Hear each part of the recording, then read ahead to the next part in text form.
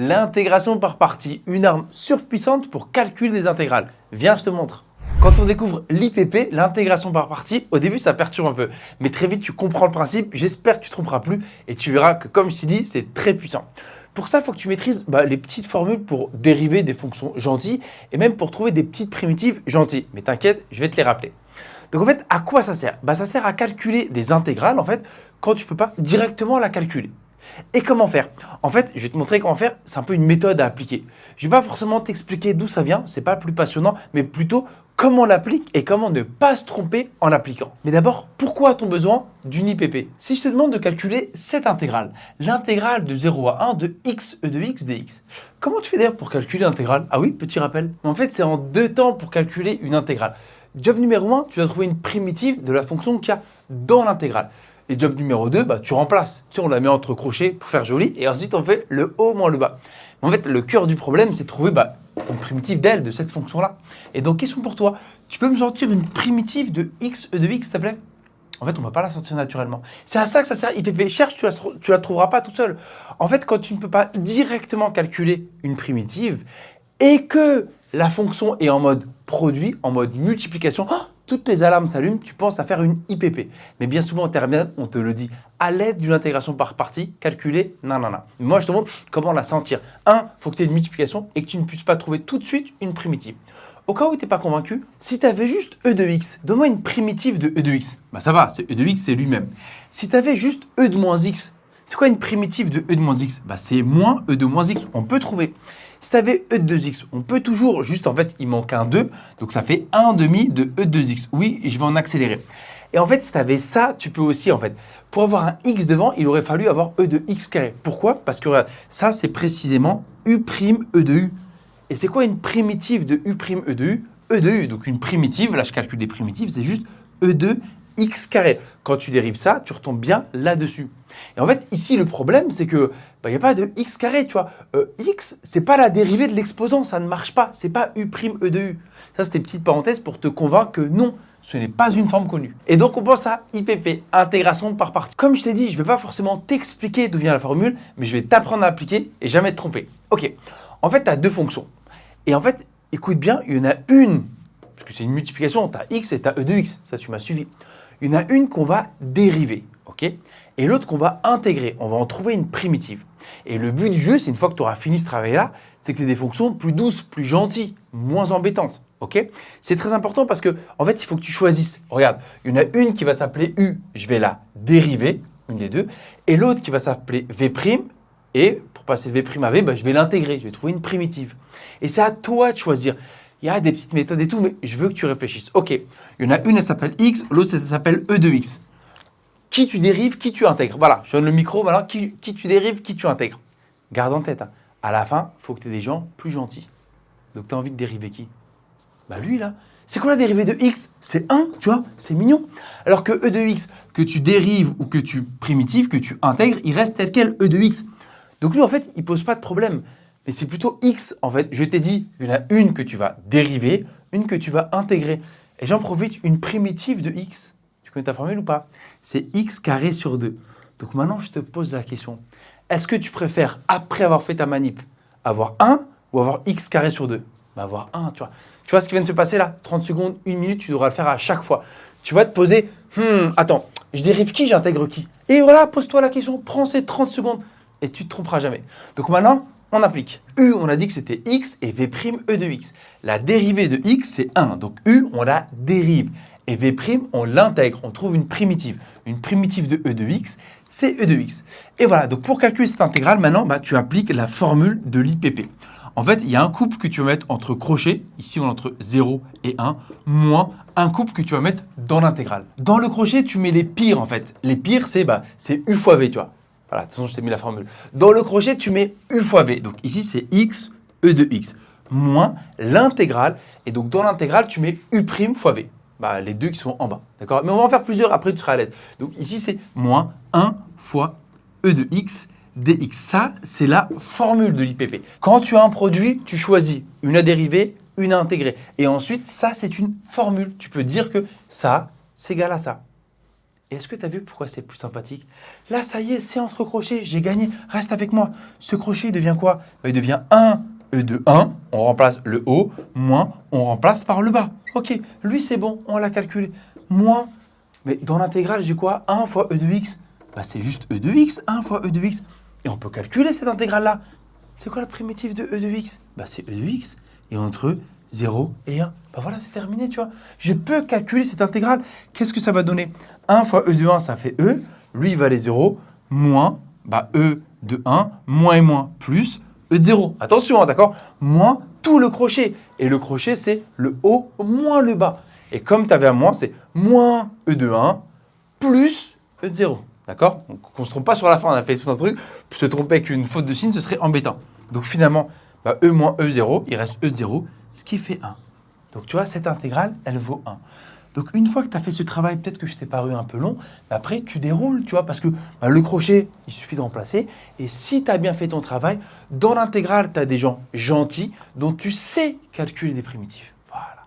Donc je vais t'apprendre à raisonner en faisant l'IPP. Et donc voilà, on a trouvé. Deuxième exemple, je sais que tu n'aimes pas sinus et cosinus, mais ce serait une faute de ma part de ne pas t'en mettre avec les IPP parce qu'il y en a quasiment tout le temps. Donc on va calculer l'intégrale de 0 à pi, ça aussi tu n'aimes pas, de 2x plus 1 sinus x dx. Rappelle-toi, quand est-ce qu'on utilise l'IPP? C'est quand tu ne peux pas calculer directement l'intégrale. Est-ce que tu connais une primitive de tout ce bloc-là? Non, on se rendra compte que non, si tu peux chercher un peu, tu ne peux pas. Ok, pourquoi j'y pense? Parce que je ne peux pas calculer tel quel. Deuxièmement, en fait, est-ce que j'ai une multiplication? Se poser la question, est-ce une multiplication? Oui, c'est assez visible. Parfois, ce sera moins visible, mais là, c'est visible. Ok, donc on peut le faire. Et rappelle-toi, il y en a une qu'on va dériver et l'autre qu'on va intégrer. Donc, ok, a priori, c'est bon, je sais dériver et intégrer chacune d'elles. Je te rappellerai les formules. Donc, on y va. Et c'est quoi, on y va? Tu écris le début. Tu dis que tu as deux fonctions U et V', une que je vais dériver, une que je vais intégrer. Et une fois que ce sera fait, regarde, je te mets le squelette de ce qui va se passer après. Il y aura un qui sera entre crochets, moins l'intégrale. Dans le crochet, je mettrai le pire cas, le U fois V. Mais après, c'est cool parce qu'une fois que c'est dans le crochet, c'est terminé. Juste, je remplace. Et dans l'intégrale des X, j'aurai U' fois V, les deux du bas.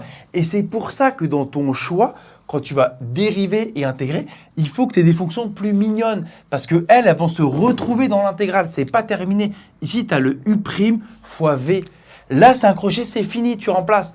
Là, ce n'est pas fini. Il faut que tu trouves la primitive de cette fonction-là. Donc, le choix est capital ici. Je t'ai mis la pression ou pas? Donc, regarde, tu as la multiplication qui est U, qui est V'.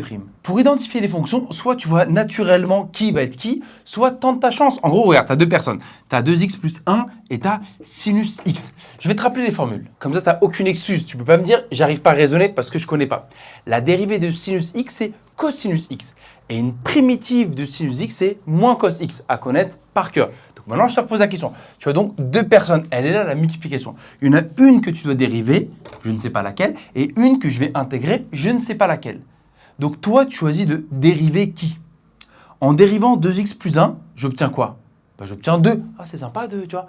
Et en dérivant sin x, j'obtiens cos. Ok, bon, c'est un mal pour un mal, tu vois. Tu as plus sin, mais tu as cos, d'accord. Et essayons si on primitivait.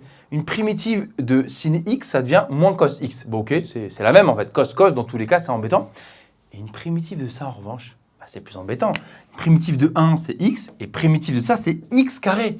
Donc, tu vois, dans un monde, lui, il devient x carré plus 1. Et dans un autre monde, il devient 1. Tu choisis quel monde? Il ne devient pas 1, pardon. Il devient 2. Oups. Donc, toi, tu choisis quel monde? Moi, je choisis le monde où il devient 2. 2, c'est gentil, c'est mignon, c'est doux.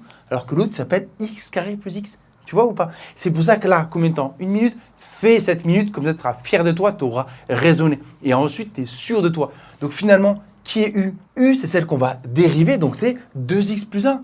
Et donc V', celle dont on cherche une primitive, c'est l'autre, c'est sin x. Parce qu'en fait, sinus x comme exponentielle tout à l'heure, tu vois, elle ne pose pas de problème. E de x, tu te souviens, dérivée primitive, c'est pareil, c'est E de x. Sin x, dérivée primitive, c'est en gros cos x avec un moins devant. Donc tu vois, celle-là, bon, elle ne gêne pas. Alors que l'autre, il y a quand même une sacrée différence, tu vois. Et une fois que tu as bien identifié tes fonctions, c'est terminé, juste on déroule la méthode.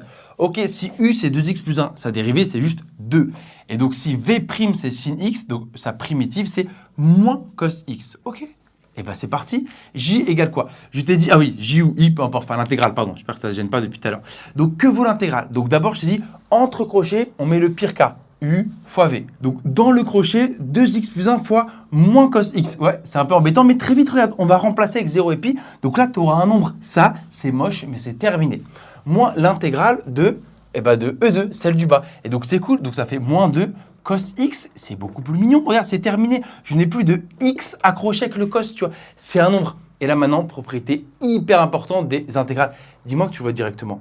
Il y a un truc qu'on appelle la linéarité de l'intégrale. Quand tu as un nombre qui multiplie ta fonction dans l'intégrale, si j'ai un nombre qui multiplie la fonction, je peux le sortir. Et là, regarde, j'ai moins 2 fois un nombre, hein, pas une fonction, un nombre qui multiplie. Donc ce moins 2, je vais le sortir. Et comme ça, j'aurai juste cos x dans l'intégrale et dehors. Et bien, je vais obtenir plus 2 moins 2 plus 2. L'intégrale de 0 à pi de cos x dx. Donc tu as suivi.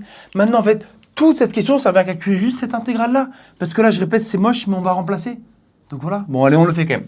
Donc, on remplace x par pi d'abord. Donc là, on a quoi? On a 2pi plus 1, 2pi plus 1 fois moins cos de pi. Combien ça fait cos pi? Tu connais ton cercle? Ça, c'est le cercle trigonométrique.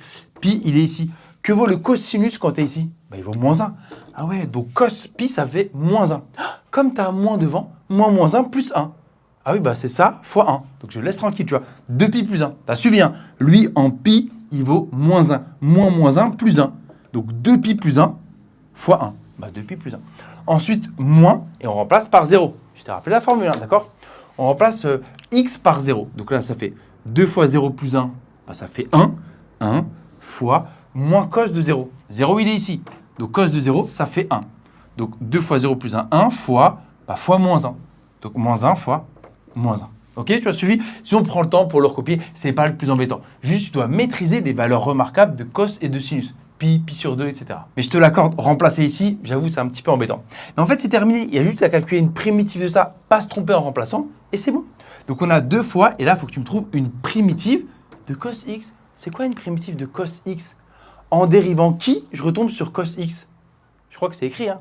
En dérivant sinus x, j'arrive sur cos x. Donc, logiquement, c'est que sin x est une primitive de cosinus x. C'est à connaître par cœur, je te l'ai dit en introduction de la vidéo. Ok, et là, est-ce qu'on peut écrire un petit peu mieux ce qu'il y a? C'est 2pi plus 1 plus 1. D'accord? Donc, ça fait 2pi plus 2. Ok? Moins 1 fois moins 1, on avait plus 1. 2pi plus 1 plus 1, 2pi plus 2. Donc, ultime étape, on doit remplacer le haut moins le bas. Et attention, tu avais un petit 2 qui traîne. Donc, on avait 2pi plus 2 plus 2 fois ce qui va sortir ici. Et qu'est-ce qui va sortir ici? Le haut moins le bas. Sinus pi moins sinus 0. Sinus pi moins sinus 0. Combien ça fait sinus pi? Ça fait 0. Okay. Et combien ça fait sinus 0? Ça fait 0. Tu vois. Ah oui, rappelle-toi, le cercle trigonométrique. 0, il est là, pi, il est là. Et sinus, c'est l'axe des ordonnées. C'est ça le sinus. Quand tu es ici, que vaut ton ordonnée? Il vaut 0. Et quand tu es là, à pi, que vaut ton sinus? Il vaut 0 également. Donc finalement, en fait, cette intégrale-là, elle va aller 0. Ah ouais, donc la réponse finale, qu'est-ce que c'est? Là, c'est 2 fois 0. Donc, c'est juste 2pi plus 2. En fait, la réponse finale, elle est anecdotique quand on découvre les IPP. C'est un peu embêtant, ne te trompe pas. C'est là la clé. C'est vrai que c'est là où j'ai passé le plus de temps. Là, j'aurais dû même aller plus vite. C'est ici. As-tu bien une multiplication? Oui. Et là, tu te poses, je dérive qui? J'intègre qui? J'espère que tu ne te tromperas plus.